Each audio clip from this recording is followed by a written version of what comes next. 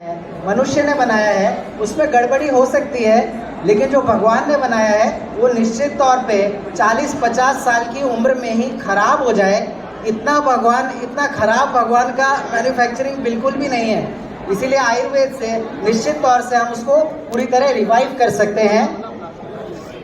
ये हमारे हाथ में 3 उंगलियां, पेशेंट हमारे सामने, और पेशेंट की जो मणिबंध रेखा है, यहाँ पे थोड़ा ज्योतिष की भी हम बात करेंगे, जो हमारे पाम से हमारी रिस्ट को अलग करती है। मणिबंध रेखा से पेशेंट के अंगुष्ठ प्रमाण का डिस्टेंस छोड़ के हम पहली उंगली रखते हैं, दूसरी उंगली और तीसरी उंगली।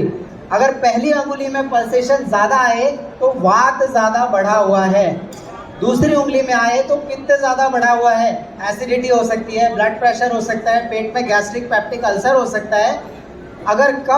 कफ की उंगली में ज़्यादा आए तो निश्चित तौर पे जेनाइटो यूरिनरी ट्रैक की कोई डिजीज़ हो सकती है, डायबिटीज़ हो सकती है, या फिर हो सकता है वो पेशेंट प्री डायबिटिक हो, उनके फैमिली में डायबिटीज़ रन कर रही हो। तो हम पेशेंट्स को बहुत पहले ही, रोग होने के भी पहले ही आहार विहार दिनचर्या के माध्यम से रोग तक पहुंचने से रोक सकते हैं। इसी तरह से बात करें बहुत ही डेडली डिजीज़ के बारे में, जिसका कैपिटल शायद हम कुछ सालों में बन जाएंगे, जिस तरह से हम अजैविक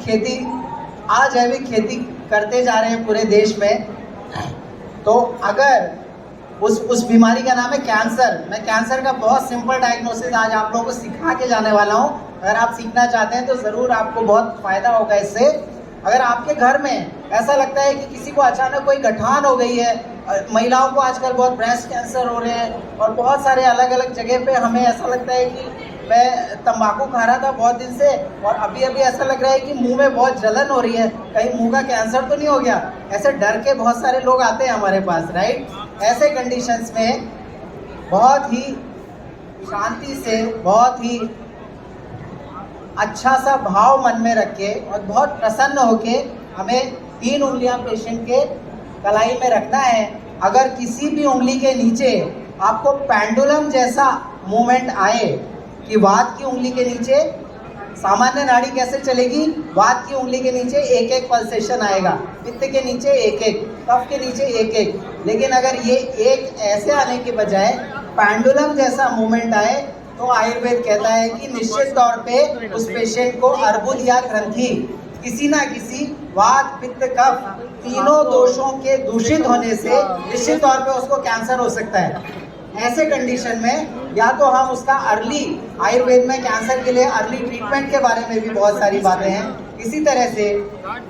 बहुत सारे लोग आते हैं कि हमारे पीरियड डिले हो गए पर पता नहीं चल रहा अभी कि हम प्रेग्नेंट है कि नहीं है। तो अगर आप बताएं कि हम प्रेग्नेंट हैं तो हम प्रेगनेंसी चाहते हैं या नहीं चाहते, जो भी उनका प्लान होता है, तो क्या हम नाड़ी देख के प्रेगनेंसी भी पता कर सकते हैं? डेफिनेटली पता कर सकते हैं। अगर कोई लेडी आपके पास ऐसे आती है जो कि आपकी वाइफ भी हो सकती है, तो आपको उसकी नाड़ी देखना चाहिए, और नाड़ी देख के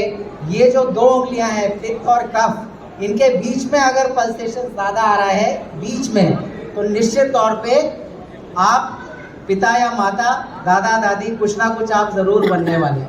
तो इस तरह से बहुत सारी सामान्य स्थितियों से लगाकर और बड़े से बड़े रोगों के निर्णय करने तक में नाड़ी विज्ञान की बहुत ज़्यादा महत्ता है। और नाड़ी एक इतना इम्पॉर्टेंट साइंटिफिक, क्लासिकल, आयुर्वेदिक और इंडियन टूल है डायग्नोसिस का, कि जहाँ पर हम इतने सारे हेल्थ इंश्योरेंस करा रहे हैं, जहाँ पर हम लाखों रुपए जांचों में खर्च कर रहे हैं, और उन जांचों से कोई हमारा ट्रीटमेंट नहीं हो रहा। उन जांचों से केवल इतना पता लग रहा है कि ये बीमारी है,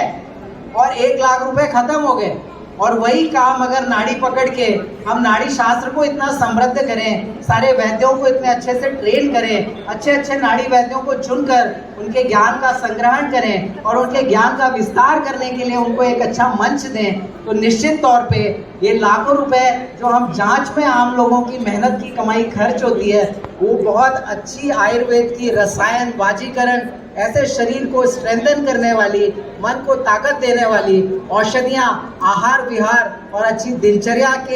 को फॉलो करने में खर्च होंगे, और हमारा देश निश्चित तौर पे स्वस्थ और समृद्ध भारत बनेगा। मुझे लगता है